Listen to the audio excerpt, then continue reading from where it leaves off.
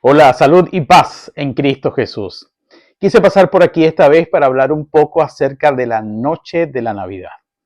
No quiero que este acontecimiento pase como un conocimiento corto o carnal más acerca de nuestro Señor Jesucristo. Y es que eso es lo que celebramos, la persona de Jesucristo, su llegada, su advenimiento desde el mismo trono de Dios aquí a la tierra a ser un ser humano semejante a ti y a mí. Pero eso sí, 100% Dios y también 100% hombre. Es decir, un ser que se movería en las dos dimensiones celestiales, espirituales y terrenal también. Este nacimiento de Jesús es un acontecimiento que por supuesto sabemos siempre estuvo en el corazón de Dios, en su mente, pero que nos dio señales proféticas acerca de lo que Él habría de hacer y cómo lo habría de hacer. Por ejemplo, desde el mismo libro de Génesis, en el capítulo 3, nos habla de que la simiente de la mujer, hablando de un ser humano, pisaría la cabeza de Satanás. Y el cumplimiento de esta profecía se dio en la persona de Jesucristo en la cruz del Calvario. También nos habla Deuteronomio, Moisés, el gran profeta Moisés, que un profeta como él sería levantado del pueblo de Israel y a ese profeta tendrían que oír. Por supuesto, Dios levantó varios profetas, Jeremías, Isaías, etcétera, pero Jesucristo, más que un profeta, cumplió este rol muy bien a cabalidad, pues él trajo la palabra de Dios exactamente como su Padre se la dio. Lo que él vio, lo que él escuchó de su Padre, eso exactamente nos lo dio a conocer a nosotros cuando estuvo aquí en la tierra, para lo cual debió haber nacido primero como un ser humano como tú y como yo. También el libro del profeta Isaías nos habla más o menos así. Una virgen concebirá y dará a luz un hijo y llamará su nombre Emanuel.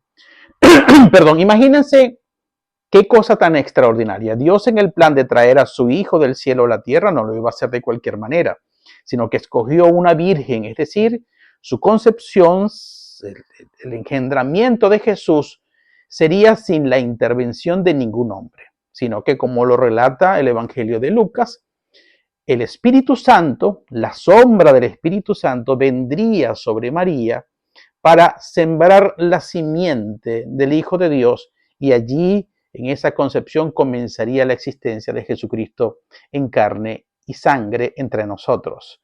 Emanuel, Dios con nosotros. También en el mismo profeta Isaías nos relata que un hijo nos es dado, un niño nos es dado, y sobre su hombro estaría un reino inconmovible, dilatado, que no tendría fin, y se le atribuirían varios nombres que hacen referencia al papel, a la misión que él vendría a cumplir aquí en este mundo. Y en este punto me detengo porque esto es importante entender. No solamente nosotros celebramos a Jesucristo como el nacimiento de un niño inocente y que en torno a este nacimiento, pues la familia se reúne, come, bebe, celebra, intercambia regalos, se compra estrenos, cualquiera que sea la tradición de las personas. No, no. Es mucho más que eso. Es mucho más que eso, porque ese niño vendría a cumplir un propósito que lo cumplió a cabalidad y con un éxito al 100%, pero por supuesto usted y yo sabemos que no fue fácil para él, que pasó por muchos dolores para poder vencer y cumplir a cabalidad todo lo que su papá le encomendó. Por ejemplo, nos enseñó muchísimas cosas. Ese niño al crecer predicó la palabra, enseñaba en el pueblo, sanaba a los enfermos, eh, hizo muchas cosas y al final trajo los cielos a la tierra. Esto es muy importante entenderlo, tal como está en el primer capítulo de Efesios y también en el primer capítulo de Colosenses. Recuerden que El cielo y la tierra, hubo una época en el Edén en que estaban unidos. Adán podía ver con sus ojos naturales a Dios cuando éste paseaba en la tarde con él. Pero por causa del pecado se separó el cielo y la tierra. Y bueno, Dios quiso volver a unir el cielo y la tierra en Jesucristo para reconciliarse con su creación. Y esto lo logró ese niño que nació en el pesebre. Además de su nacimiento, veamos cómo Dios obró de forma misteriosa y sabia, sorprendiendo, Él siempre sorprendiendo, no solamente lo de la Virgen, cómo fue concebido, sino el mismo nacimiento, el lugar que escogió Dios, un lugar que nosotros representamos aquí en la forma de un pesebre, pero era un lugar que no estaba destinado para habitar las personas. Y Dios escogió esto para que el Rey del universo viniera a nacer en ese lugar. Y con esto nos enseña Dios que el lugar donde Él llega, no importa la condición del lugar, Él puede hacer de ese lugar un lugar de poder, de luz, de transformación. Desde este lugar comenzó el proceso que llevaría a la redención de toda la humanidad. En este lugar, experimentado por algunos animales, por algunos de estos hombres que cuidaban las ovejas, se me fue el nombre, los pastores, bajo la convocatoria de ángeles, anunciarle a estos pastores que vendrían a celebrar. Es decir, el nacimiento fue celebrado por ángeles. Dios quiso que vinieran pastores locales, personas de allí mismo del sitio. A Dios le plació que vinieran a celebrar y a rendir tributos personas de otras naciones y de otras religiones, guiados por una estrella que nosotros sabemos que está a millones de años luz. Solo Dios fue capaz de movilizar una estrella para guiar a estos hombres ante el Rey que estaba entrando en el mundo. Esto nos habla también de que ese Rey, ese Hijo de Dios, del Dios viviente, ese quien es el Mesías prometido, pues es una indicación cuando vienen estos del Oriente de que todas las religiones, de que de todas las naciones, de toda lengua, pueblo, tribu y nación, los locales que estaban allí, todos van a tener que doblar rodillas y rendirle tributo finalmente, tarde o temprano, al Rey de la Gloria, Jesucristo.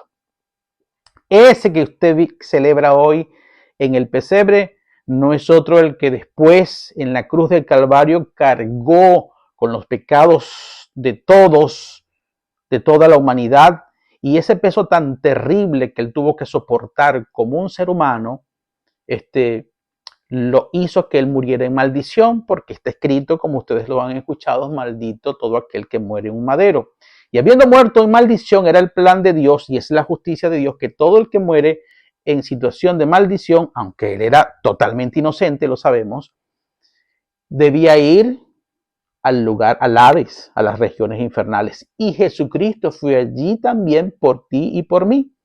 Pero estando allí, en la justicia de Dios, se produjo también otra batalla de dimensiones cósmicas, así como en la cruz del Calvario, donde derrotó a Satanás y a todas sus huestes, siendo él cabeza de todo principado y potestad Jesucristo. Pero luego al bajar a las regiones infernales se produce otro combate para terminar de derrotar a Satanás y le quita finalmente las llaves, es decir, el dominio, el poder sobre el Hades y la muerte. Y resucitando con el poder de la resurrección que operaba en el Espíritu Santo, sacándolo, venciendo a la muerte. La muerte fue vencida. Jesucristo venció a la muerte por su comportamiento, por su fe, por su fidelidad, por su condición de Dios hecho hombre. Venció a la muerte completamente. La muerte está vencida. La muerte no puede tener ya poder sobre ti si estás en Cristo Jesús. Y con estos trofeos de las llaves del Hades y de la muerte, ascendió al cielo no sin antes presentarse primero, dando una demostración a no menos de 500 testigos, dice la Escritura, de que él había resucitado. Y eso es un hecho incontrovertible que ni siquiera la ciencia puede negar. Y luego ascendió y está sentado hoy a la derecha del Dios único y verdadero, creador de los cielos y de la tierra, mi Padre Jehová de los ejércitos. Y desde allí, dice la Escritura, está sentado hasta que todos los enemigos de él estén debajo de sus pies. Y la expresión hasta que todos los enemigos estén sentados debajo de sus pies refiere a que alguien más pondrá a los enemigos de Cristo debajo de sus pies. Y ese alguien no es otro que la iglesia de Jesucristo, actuando con el poder del Espíritu Santo, con la espada de la palabra de Dios y con las fuerzas y el poder de las fuerzas de Jesucristo, que misteriosamente está en ese trono, pero también ha venido a morar su Espíritu en nosotros. Ese es el que celebramos en este día. Pero yo quiero darte un entendimiento aún mayor hacia el futuro. Jesucristo, si tú lo haces parte de tu vida, si te unes a Él, esta expresión es mejor, y se hacen uno solo. Él ha prometido, al tú recibirle y creer en Él como tu Señor y Salvador, que Él vendrá a cenar contigo y tú con Él. Esto habla de una cena personal, de una relación personal en donde Él te ayudará a vencer a todos tus enemigos. Él llevará todas tus cargas. Existirá entre Él, el Señor Jesucristo, y tú una relación como tú la decidas, de Señor a siervo, o mejor todavía, si tú guardas todos sus mandamientos, cumple su palabra, de amigos. Amigos, donde ya no hay secretos. Él no tendrá secretos para ti. Así como Abraham fue amigo de Dios, tú puedes ser amigo de Jesucristo y cenar con Él todos los días. No solamente una cena maravillosa como la de hoy, sino todos los días de tu vida, una cena maravillosa. A Jesucristo se le celebra. Siempre se le debe celebrar. Si la tradición de tu familia, de tus amigos, de tu iglesia, es los alimentos, es qué sé yo, el brindar, el compartir regalos, muy bien, síganlo haciendo, pero con el entendimiento que les acabo de dar. Si no, la celebración sería en deshonra, porque pondrían la celebración misma por encima del motivo de la celebración, y esto es algo incoherente. Así que, si tienen con qué comprar estrenos, háganlo, no hay ningún problema. Pero si no tienen, no hay tampoco ningún problema, porque la celebración se lleva en el corazón realmente. No se olviden parecerse a Cristo. Si tienen algo que compartir, especialmente con los que ustedes perfectamente saben, el Espíritu Santo se los va a anunciar, no tienen nada o tienen muy poco o están solos, invítenlo, compartan. Hay gente que, bueno, les digo a los que piensan y me están escuchando que están solos, sobre todo en estas temporadas en que hay mucha diáspora y familias separadas. Escúchame, tú piensas que estás solo, no estás solo. Jesucristo, el autor y consumador de la fe, el que murió por ti, está ahora contigo. Celébralo directamente con Él. Es un momento extraordinario para mostrar el amor entre nosotros en esta noche de Navidad. Bien, mis amados, si Dios quiere, viviremos y nos seguiremos amando por la palabra de Dios. Dios les bendiga y Dios les guarde siempre.